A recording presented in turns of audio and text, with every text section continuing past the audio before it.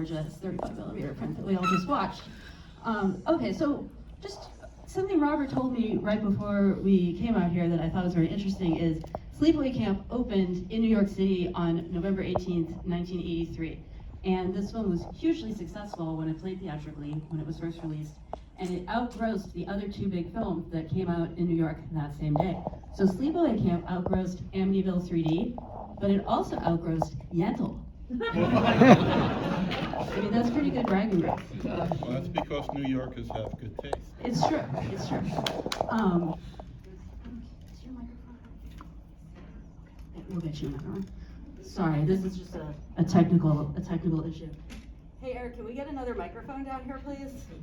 It's behind the scenes. Something I'm curious about, you did study film, this was your first movie. What sort of, he's bringing it down. What films maybe were you thinking about, or directors maybe that influenced you, that you were thinking about when you were making Sleepaway Camp?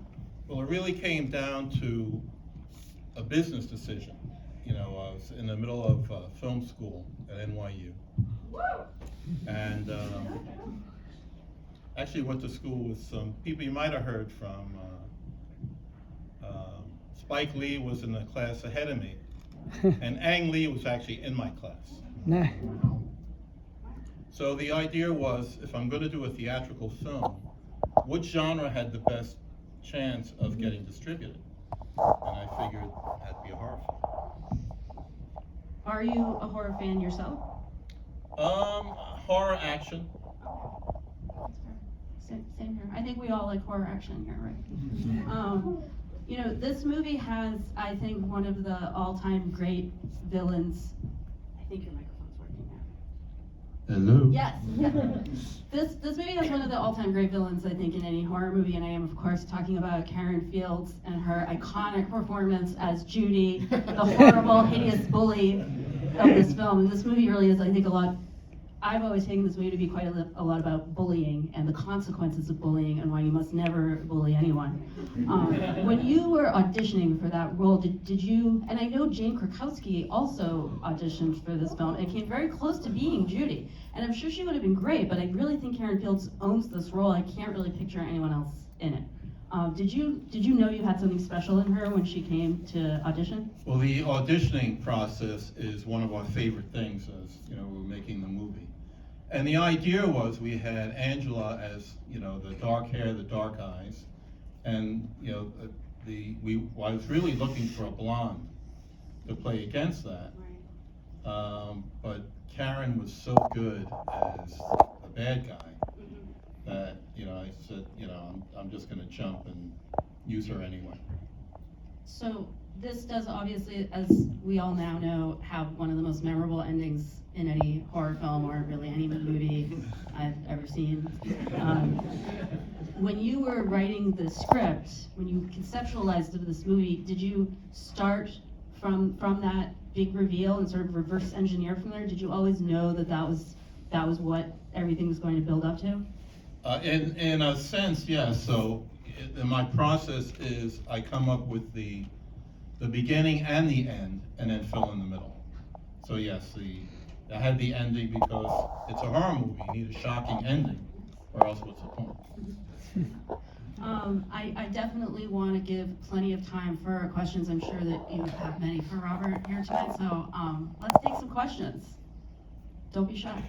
Right there. How are you? Did you have any say in like the VHS artwork? Because I learned about this movie growing up in the video store, and the whole VHS box with the letter home and like it just resonated with me, and that's what got me to rent this movie to begin with. Did you have anything to do with that? Well, that's basically the movie poster.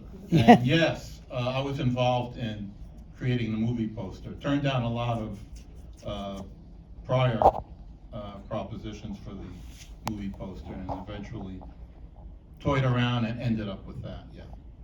So yeah, the knife through the sneaker was my idea. Nice.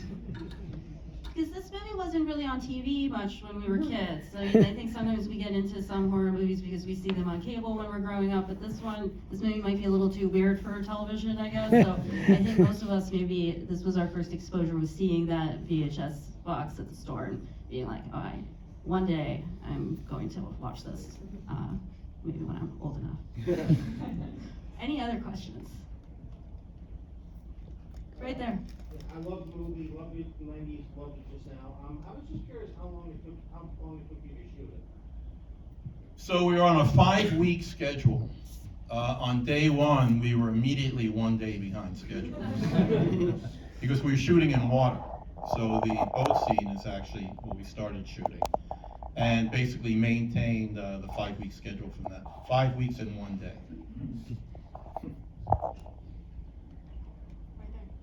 Your thoughts on the sequels that were made after this? Terrible.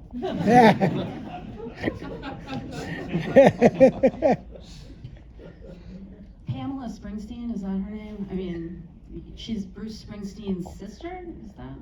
Yes. It's the sequel, it stars, I think it's 2 relatives of famous people. It doesn't have any actual cast. It's Bruce Springsteen's sister and Emilio Estevez's sister. Yes. Is that right? Yeah, they're certainly nothing like, they're not to the standard of what we just watched tonight. Any more questions? Right there.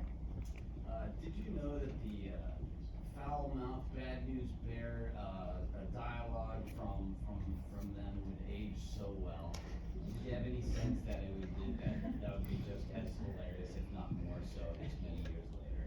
No. I mean, listen, when you make a film, you never know if people are going to like it, let alone like it years later. You know, it's your vision. You think it's entertaining, you know, but until it actually goes out there and you see how the audience reacts to it, you just don't know. And you didn't know until, I think you said 1999, when Jeff Hayes, who's this Sleepaway Camp super fan, when he got in touch with you, you didn't realize how many people loved this movie, right? That's correct, yes. And you went to, can you, because I really like this story where you went to this Fangoria convention and you didn't really know what to expect. I don't know if it was a Fangoria convention. It was a convention at the, I believe it was the Pennsylvania Hotel. And I was told that there's going to be a bunch of people from the film there, you know, would you show up? I said, yeah, all right, yeah, I'll show up. And, you know, we were shocked because we basically sat at a table and signed autographs for 3.5 hours. And there were people coming up with, they had tattoos all over their bodies. They flew in from all around the country. It was surprising. There's so many great kills in the movie. One that I'm always really impressed with is the arrow through the neck. You never figure out how it could physically be done without shooting someone with an arrow. So I'm curious how you were able to do that on such a low budget. So I had some really amazing and talented special effects people working. Makeup effect and the practical effects. You know, and I know that the fans really like the practical effects versus CGI. But yeah, I mean, I tell you, but it's movie magic. But the way they actually figured it out, it was really impressive to watch. So one day, I'll tell you. The effects are very impressive in this movie, but I was saying to Robert, I really love the surprisingly lush score that this movie has. It doesn't just do that sort of synth thing that you think of when you see a lot of 80s slashers. And was that sort of a deliberate choice on your part? Oh yeah, I mean, music is very important to me as part of the film. It's an important element, and I was a big fan of Bernard Herrmann, who does a lot of the Alfred Hitchcock movies. It just adds another layer, and you know, I think it's certainly a major element that can really help a movie. Right there. How much input did you have on wardrobe selection? Well, remember, it was the 1980s, so this may seem odd today, but I mean, it was, you know, the wardrobe, as a director, you're responsible for giving the wardrobe department, you know, direction. So they did a great job. Short Low shorts were budget, very by the way. popular at the time, you know, that was the style at the time. I mean, Judy's outfits in particular were definitely hit the mark. In the back right there, yeah. Yeah, so in trans feminine circles, especially like the ones I'm running, this is like a favorite movie. And it's like oftentimes seen as a revenge porn film, at least to me, like, I'm a trans woman, been watching this film since I was 11. It's like literally my favorite movie ever. And I think, like, to a lot of us, it's like, yeah, like, fuck yeah. Like, was that something that, I mean, of course, I'm sure it was like really shocked and that for like a kind of a crazy value of it.